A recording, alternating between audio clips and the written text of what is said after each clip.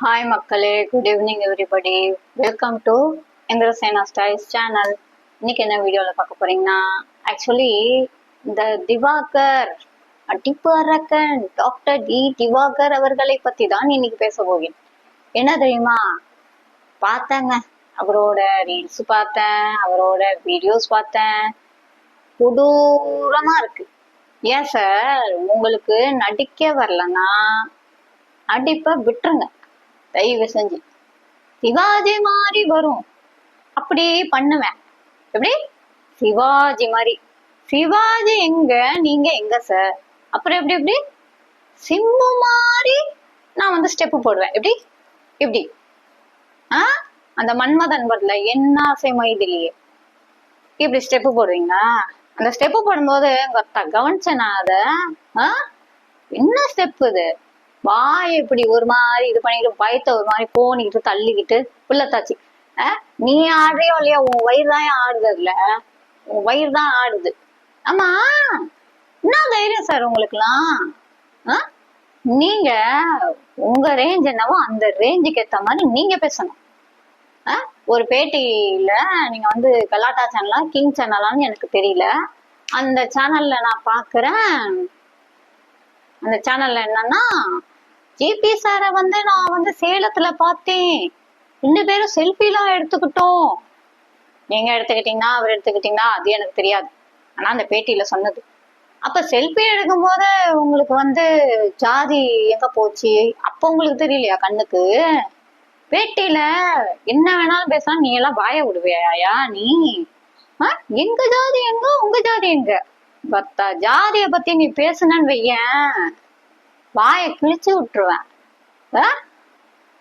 அப்ப உன்னை விட ஹை ரேஞ்சில இருப்பாங்களே ஜாதிக்காரவங்க, அவங்க உன்னை பேசி கழுவிலே ஊத்துனாங்கன்னா நீ என்ன பண்ணுவ? உன்னையெல்லாம் அடிக்காம விட்டு வச்சிருக்காங்க பாரு. ஆல்ரெடி தான் உன்னை யூடியூப்ல பிளாக் பண்ணி ஸ்ட்ரைக் பண்ணி பிளாக் எல்லாம் பண்ணிருக்கான்னு கேள்விப்பட்டேன். தவறா பேசுனா மன்னிச்சுக்கோங்க மக்களே. நான் வந்து என்னோட ஆதங்கத்தை நான் பேசுறேன். என்னடா புதுசா வந்த ஒருத்தி இப்படி பேசுறாளே, நடுவுல வீக் வேர்ட் எல்லாம் விடுறாளேன்னு எனக்கு தப்பா எடுத்துக்காதீங்க. அந்த வீடியோஸ் எல்லாம் பார்க்கும்போது, ரீல்ஸ் எல்லாம் பார்க்கும்போது கொடூரமா இருக்கு. நடிப்பு அரக்கனா? ஐயோ, நான் பார்த்தா கோமாளித்தனமா பண்ற நீ. ஸ்கூல் காலேஜ்ல நடிச்சது உன்னையவா? ஸ்கூல் காலேஜ்ல நடிச்சதெல்லாம் உனக்கு கேட்டாங்களா யாராவது? இதுல வந்து லேலா காலேஜ்ல படிச்சியா? லேலா காலேஜ்ல உனக்கு எங்க பிசியோதெரப்பி இருக்கு? ஆர்ட்ஸ் அண்ட் சயின்ஸ் தான் இருக்கு. ஆர்ட்ஸ் காலேஜ், சாரி சயின்ஸ் இருக்கான்னு தெரியல, ஆர்ட்ஸ் காலேஜ் தான் இருக்குன்னு எனக்கு வேண்டப்பட்டவங்க சொல்லிட்டாங்க.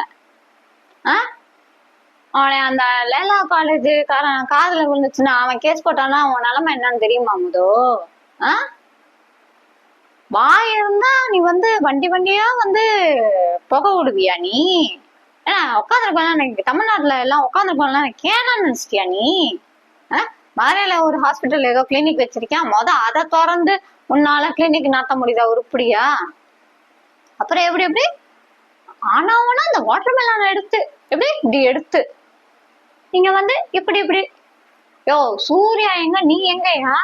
அவர் ஸ்டைல் உனக்கு வருமா? மூஞ்சி என்னைக்கா கண்ணாடியில போய் பார்த்திருக்கியா? மக்களே, நான் உருவத்தை வந்து கேலி பண்றேன்னு நினைக்காதீங்க. கருப்பா இருந்தாலும் கலையா இருக்கணும், சரியா? ஐயோ, நான் என்னத்த சொல்ல எனக்கு ஒண்ணும் புரியல. வாய தொன்னா பொய் தான் வரும் போல இருக்கு அந்த ஆள் வாயில. நடிப்பு அரக்கன்னா யார் தெரியுமா? உனக்கு சீனியரா இருக்காரு பாரு, சிம்பு படம் பாத்திருக்கியா நீ? சிம்பு படத்துல 10 தலை படம் பாத்தியா? அவர் எப்படி இருக்காரு கெத்தா? அந்த மாதிரி வேணா நடிக்க முடியுமாயா? அதை விடியா. விக்ரம் படம் வந்ததுல, கமல் படம், அதுல லாஸ்ட் சீன்ல மிஸ்டர் சூர்யா அவர்கள் வருவார். யாரு? நம்ம நடிகர் சூர்யா. ரோலக்ஸ் சீன் உன்னால நடிக்க முடியுமா? நீ நடிச்சு காமிச்சிட்டியா? உனக்கு காமெடி தான் செட் ஆகும் என்னைய கேட்டா. நீ ஒரு சிரிப்பு சிரிக்கிற பாரு, அதை பார்த்தாலே அருவருப்பா இருக்கும், வயிறு எரியுது. ஏயா உனக்கு வராதெல்லாம் பண்ணிட்டு இருக்க? கோமாளித்தனம் பண்றன்னு வேணா சொல்லு, ஒத்துக்கிறேன். அதை விட்டுட்டு இருக்கிறவங்களெல்லாம் உட்காந்து மடச்சின்னு நினைச்சிட்டு இருக்கியா? பாவம். இதுல ஒரு பக்கம் வந்து கலாட்டா சேனல்காரங்க, கிங் டிவி சேனல்காரங்க ரொம்ப பாவம். பேட்டி எடுக்கும் போதே அவங்க எல்லாம் முணுமுணுத்துக்கிட்டு தான் பேட்டி எடுப்பாங்க. கண்டிப்பா இவெல்லாம் ஒரு ஆளு, இவனெல்லாம் நம்ம உட்கார வச்சு பேட்டி எடுக்கணுமா? அப்படின்னு தான் நினைச்சிருப்பாங்க. கண்டிப்பா இங்க இல்லைன்னு சொல்லுங்க பாப்போம். இப்ப நான் சொல்றேன், அவங்க மனசுல உள்ள என் மனசுல உள்ள ஆதங்கத்தை நீங்க கொட்டிட்டீங்க, ரொம்ப நன்றிங்கன்னு தான் சொல்லுவாங்க. என்னைய பார்த்தா கண்டிப்பா சொல்லுவாங்க. இல்லன்னு சொல்லுங்க பாப்போம். இல்லன்னு சத்தியம் பண்ணி சொல்லுங்க பாப்போம். அவன்லாம் ஒரு ஆளு, அவனை உட்கார வச்சு பேட்டி எடுத்து ஜிபி முத்து சாரை பத்தி பேச உனக்கு என்ன தகுதி இருக்கு? சரி, அது நல்லவரோ கெட்டவரோ, பொது இடத்துல நீ எப்படி வந்து ஜாதியை பத்தி பேசலாம்? அதுவே தப்பு. நாளைக்கு இன்னைக்கு மனுஷன் இன்னைக்கு செத்தா நாளைக்கு பாலு. அவன் இன்னைக்கு உயிரோட இருக்கானானே, அதாவது எப்படி சொல்றது, இன்னைக்கு படுத்தா மறுநாள் காலையில உயிரோட இருப்பானானே தெரியல. அப்படி இருக்கு இந்த உலகம்.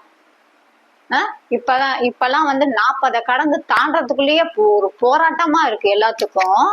நீ என்னன்னா நடிப்புன்ற பேர்ல நீ இந்த மாதிரி கோமாளித்தனம் பண்ணி நீ சாவடிச்சிருவ போல இருக்கு எல்லாரையும். உனக்கு இருக்கியா அந்த வேண்டாத வேலை? உனக்கு என்ன வருமோ அதை செய். அதை விட்டுட்டு நான் ட்ரை பண்றேன்னு சொல்லி ஐயோ ரொம்ப கொடூரம். எனக்கு என்ன வருதோ நான் அதை தான் நான் செய்வேன் கண்டிப்பா. அப்படி எஃபர்ட் எடுத்து கைய காலை உழைச்சிக்கிட்டு அப்படி ஒண்ணும் செய்யணும்னு அவசியம் இல்லை. முடிஞ்சா செய்யணும், இல்லைன்னா விட்டுறணும். ஏதோ எனக்கு யூடியூப் சேனல்ல ஏதோ எனக்கு தெரிஞ்சதான் நான் செய்யறேன். ஆனா நிறைய இருக்குன்றாங்க. சாரி, எனக்கு அதை பத்தி தெரியாது. ஆனா யூடியூப் சேனல்ல இந்த லேப்டாப் வச்சு எடிட்டிங் பண்ணாங்களா, போன்ல எடிட்டிங் பண்ணாங்க, சத்தியமா எனக்கு தெரியாது மக்களே.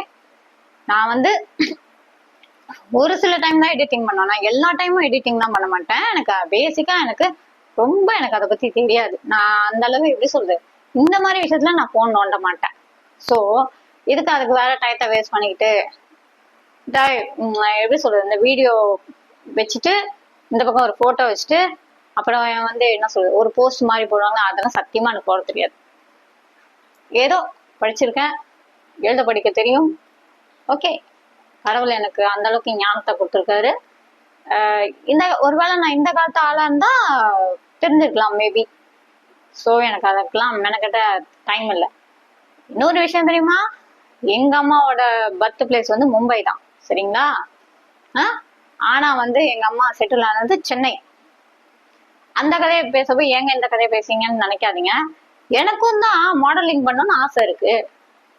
கண்டிப்பா இந்நேரம் நான் மும்பைல இருந்தேன்னா இந்நேரம் ஒரு பெரிய ஸ்டார் அளவுக்குலாம் நான் எதிர்பார்க்கலாம். இந்நேரம் ஒரு மாடலிங் கேர்ளா இருப்பேன். ஒருவேளை மேபி எங்க அம்மா வந்து என்ன மாடலிங் ஸ்கூல்ல படிக்க வச்சிருந்தாங்கன்னா, அதாவது அந்த நார்த் சைடு நான் சொல்றது, கண்டிப்பா படிக்க வச்சிருந்தாங்கன்னா அப்ப நான் தமிழ்நாட்டுக்கு வந்திருப்பேனான்னு கூட எனக்கு சத்தியமா தெரியாது. இப்ப கூட நான் எங்க அம்மாவை சொல்லிட்டு தான் இருக்கேன், இந்நேரம் நான் மும்பைல இருந்தேன்னா இந்நேரம் பெரிய ஸ்டார் ஆயிருப்பேன். எது அப்படின்வாங்க.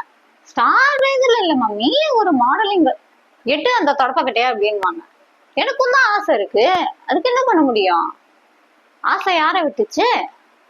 வரவங்களுக்கு தான் வரும். அதை விட்டுட்டு தேவையில்லாம அதுக்கப்புறம் நான் பேச விரும்பல. ஓகே ஃப்ரெண்ட்ஸ், இதோட இந்த வீடியோ முடிச்சுக்குவோம். மறக்காம லைக் பண்ணுங்க, ஷேர் பண்ணுங்க, கமெண்ட் பண்ணுங்க. கூடவே பெல் ஐக்கான டிங் டாங்னு பிரஸ் பண்ணுங்க. மறக்காம இந்த சேனல் ஃபாலோ பண்ணுங்க. ஓகே, பாய்.